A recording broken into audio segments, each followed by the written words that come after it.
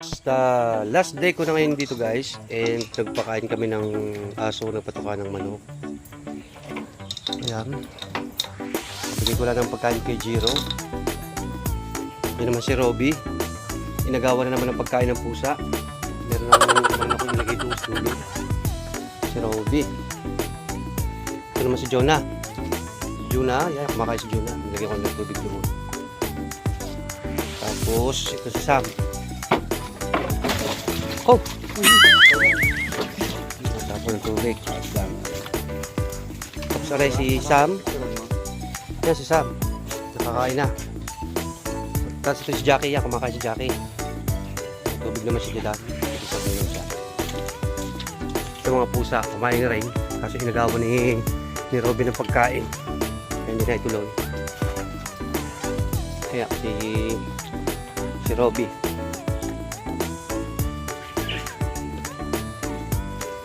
Miss ko ito, hindi ko lang kung kailan uli ako makaka-uwi. Ito yung mga manok, yan, nagsisitukaan na sila dyan. Yan ang makulit na pusa.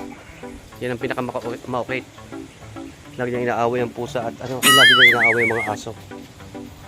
Ito, si Muning. Medyo makulimlim ngayon ang panahon guys. Yan, at swete yan. Swete, yan ang puno ng langka. Ito yung avocado, ang dami niyang binunga dati.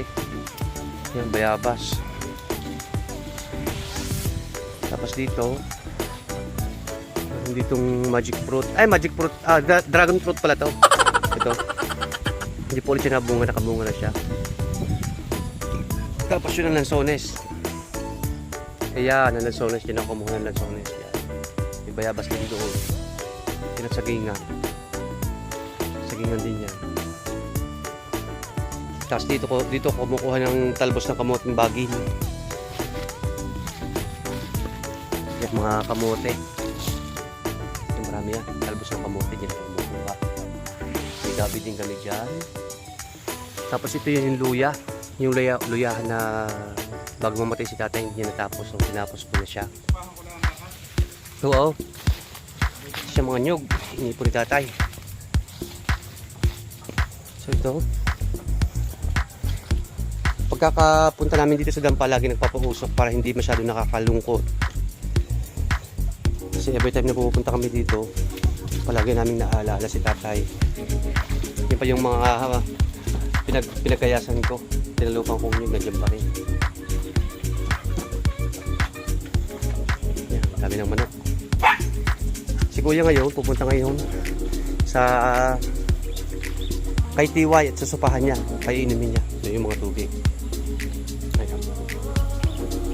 Mapapansin nyo, napaka pulimlim ng paligid. Babadyan na naman ang malakas pagulan. Mas 4 pa lang dito. Pero parang padilim na panahon. Yan si TY. Yan ang unang anak ni YT. Buntis yan, 4 months na. Kasi si YT, yan ang unang nating bakong binili kay tatay. May anak siya, bisiro yun, sa dulo. Yun ang kanyang bisiro, si Jolly. Ayan. Si TY, yan ang unang anak ni YT. Si kuya na yung nag-aabyad kayo, nag-aalaga kasi wala na si tatay. Susupahan niya, yan. Yan ang technique para madaling tumaba ang baka.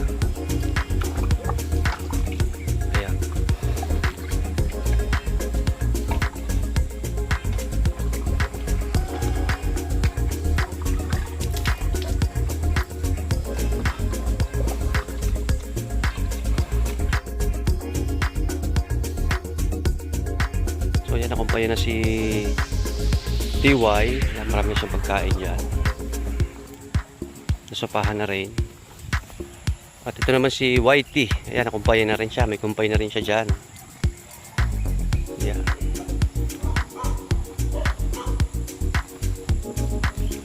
Si Jolly, nandoon si Jolly sa galaan, yung anak nito. Kaya lagi na sa galaan yung bisiro nitong anak. Kaya wala dito palagi. So ito lang guys ang aking update ngayon. Back to TY na ulit tayo. ito na yung last day ko na makikita sila kasi nga pabalik na ako bukas ng UAE. Hindi ko alam kung kailan ulit makikita sila. Pagbalik ko nakanak na to. Yan.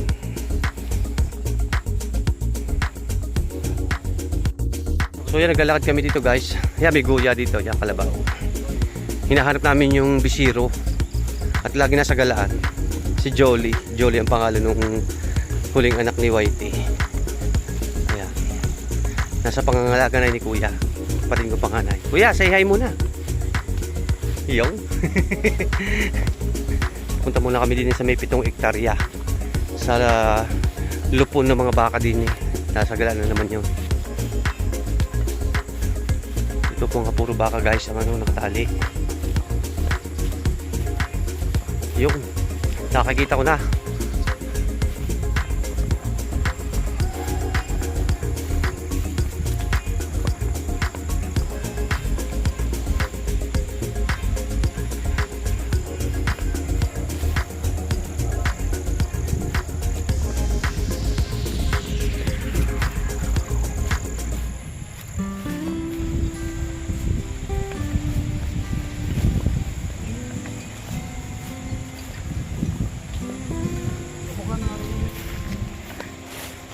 Mukhang baliw ang bakang arena.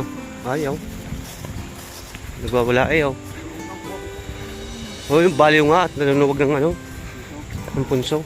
Yan oh. Tatakbo na eh. Mukhang bagong bili lang. Yun na.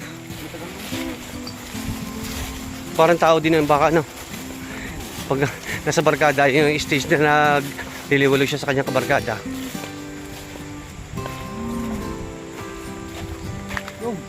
Saan? Oo nga Linang na to dati ting niyugat.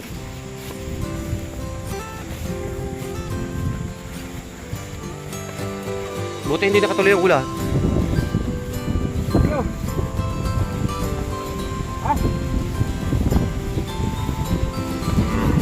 Hindi ka si Jolly yun?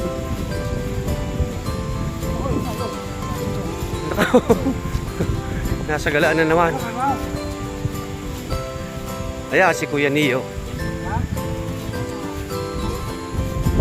Yan, nakakayas.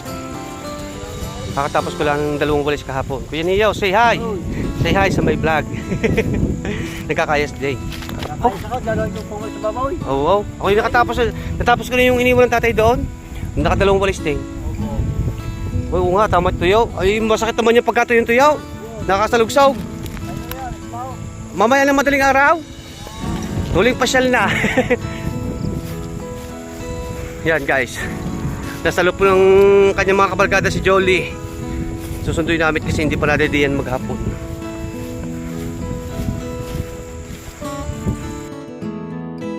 Hahabukin na kuya para umuwi. Yan na siya. Yan pulang ulo na yan. Yan nasa gitnang yan. Yan si Jolly. Kailangan itaboy ni Kuya pauwi kasi hindi na dede.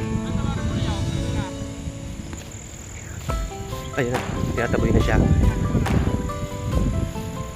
Kung yan dami repolyo dito guys. Tanim. Kaninong yan? Kaninong tanim yan? Bayo nga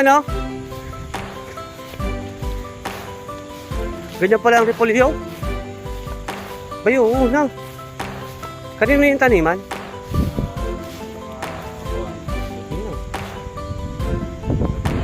Bayo nga repolyo. Ganyan pala ang repolyo.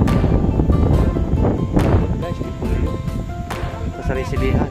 Masari ay halo. Sitawan yung sakit. Yan. Tataboy na. Kailangan itaboy si Jolly para makadede.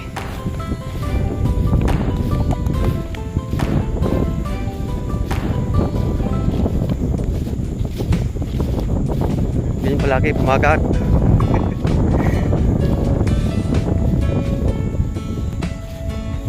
Kung kasi hindi itataboy yung baka, hindi pupunta sa kanyang inahing.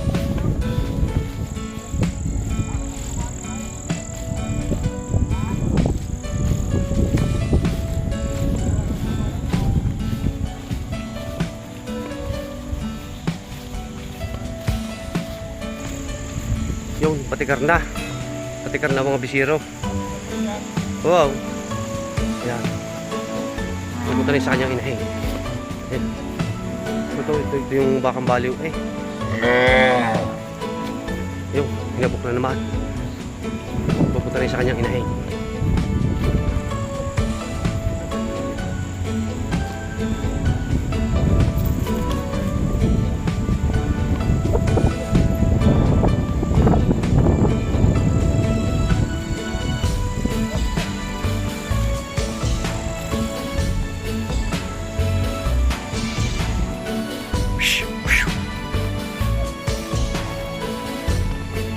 Balik! Heh! Shh!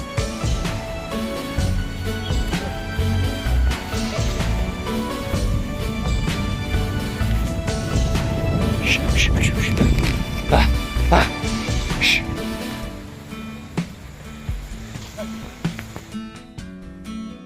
Mahirap magtabi ng baka yan. Hindi ko yung pupunta daw. Nakaw! Wala na. Hayaan mo na.